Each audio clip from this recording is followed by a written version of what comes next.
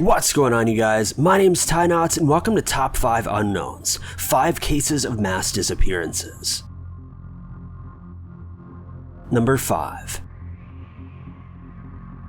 In November of 1930, a fur trapper began to seek shelter and a place to rest after a long day of work. He was nearby Anjikuni Lake in Canada and knew of a small settlement in the area that was home to about 30 or so people, so he headed toward the small village to sleep for the night. However, upon his arrival, he noticed that the entire town was completely vacant. What's even stranger is that a large pot had just been placed over a fire with fresh food inside, meaning that the villagers had only been here moments ago. The man continued to search the town and found that inside of each of the homes, the homeowners had left behind all of their personal belongings, even their clothes. This seemed to combat the idea that the villagers had simply up and left, because if this were the case, surely they would have taken their clothes and essentials with them. However, what's even more strange is that the town's cemetery, which is just a short distance away, had been completely dug up and all of the bodies had been removed. The headstones were then placed in neat piles next to the empty graves. Thoroughly spooked, the man then headed for the nearest telegraph station and requested that police come to the village nearby. They did, and during their investigation, they met with a man who claimed to have witnessed a strange glowing object hovering overhead, nearby Lake Anjikuni on the night of the disappearance. This caused many to believe that the villagers had either been abducted by aliens or become the victim of a strange foreign government experiment. Whatever it is, the case remains unsolved to this day. Number 4. Roanoke Island, now known as North Carolina, was originally inhabited by settlers who came from England. Though unable to sustain life on their own, these settlers had to continually head back to Europe via boat to obtain supplies and food for themselves. Though during one of these trips, the boat which was used to transport these goods encountered a delay, resulting in the captain being 3 days late upon his arrival back at Roanoke. When he finally arrived, he found that the entire settlement had been deserted. All that remained of the village was a single skeleton and an etched carving into a tree that read Croatoan. Because of this, many believe that the settlement may have been wiped out by a local Croatoan tribe, and that the etching was left behind as a form of evidence. However, others insist that the villagers became angry of waiting for their leader to return with supplies, and simply left to form a new village or headed back to England and passed away somewhere at sea. No one is sure exactly, and the case remains unsolved. Number 3.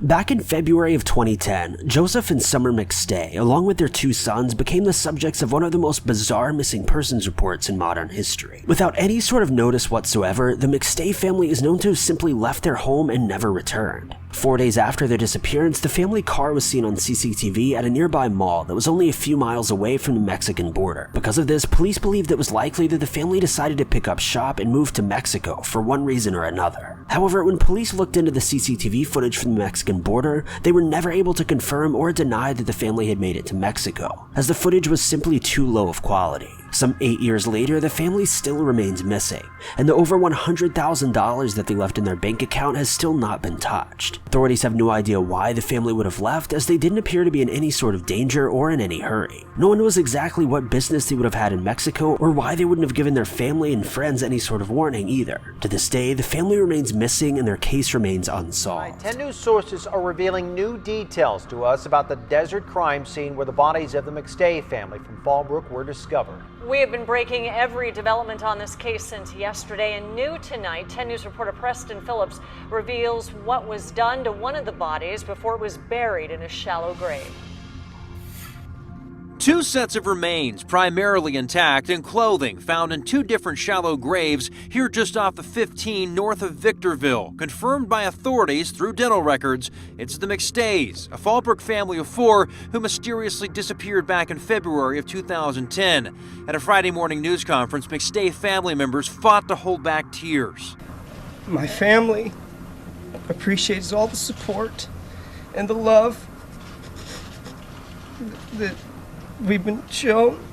Authorities would not say how Joseph, Summer, and their 2 sons were killed and wouldn't speculate as to who may have killed them. Law enforcement expert John Carmen says the shallow graves the McStays were found in and their close proximity to a busy freeway tells him it wasn't a professional hit. If it was real important, they'd probably go deeper or do worse. They were in a hurry, and once they're on 15, north or south, they're out of there. Did Joey have enemies?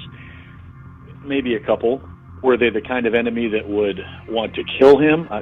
I didn't see that. Rick Baker, author of No Goodbyes, The Mysterious Disappearance of the McStay Family, says even his law enforcement sources close to the McStay case are keeping the details of their deaths close to the vest, but says one did tell him one thing that was done to one of the bodies. That one of the bodies, either Summer or Joseph, their hands had been bound. Meantime, Baker tells 10 News he's pulled his book from Amazon.com and taken down his online blog. All of that was to find the McStays. It's strange for me. I'm almost in a grieving process. I always believed that there would be one day that I would meet at least one of them and be able to talk to them and see the kids.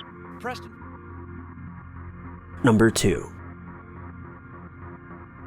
The USS Cyclops is one of the more well-known stories from the infamous Bermuda Triangle. For those unaware, the Bermuda Triangle is a large stretch of sea that, for reasons unknown, has claimed countless boats, planes, and lives over the years. These vessels simply enter the area of the Bermuda Triangle never to return. Some have suggested that this is because of a magnetic phenomenon that affects the vessel's compass and communication systems, though this hasn't been confirmed. Back in 1918, the USS Cyclops left its station in Brazil. On March 3rd, just a few days later, the ship was confirmed to have been just off the coast of Barbados. Though after this confirmation, communications with the boat were completely lost. Officials received no distress signals, calls for help, or anything from the craft. Following this, a search effort was put into place to search for the last known area that the boat was heard from, but no wreckage or anything out of the ordinary was found. To this day, 100 years later, investigators have no idea what happened to this boat, or its 300+ occupants. No remnants have ever been found, nor have any bodies been discovered.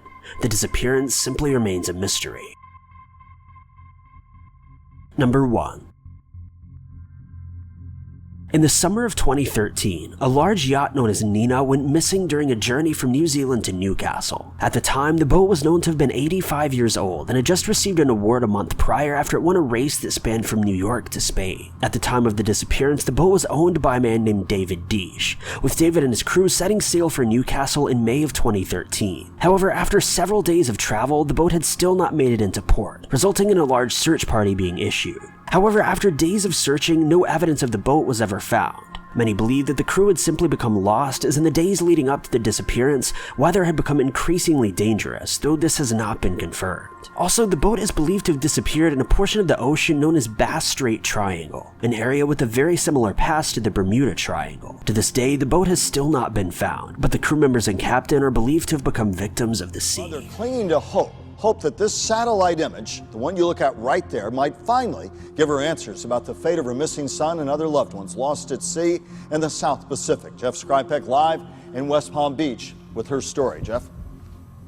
Well, Michael, this is where David Dyke and his crew aboard the Nina set sail from on a trip around the world, but the crew went missing sometime in June off the coast of New Zealand, but now authorities looking at this grainy satellite image as a possible way to bring some closure.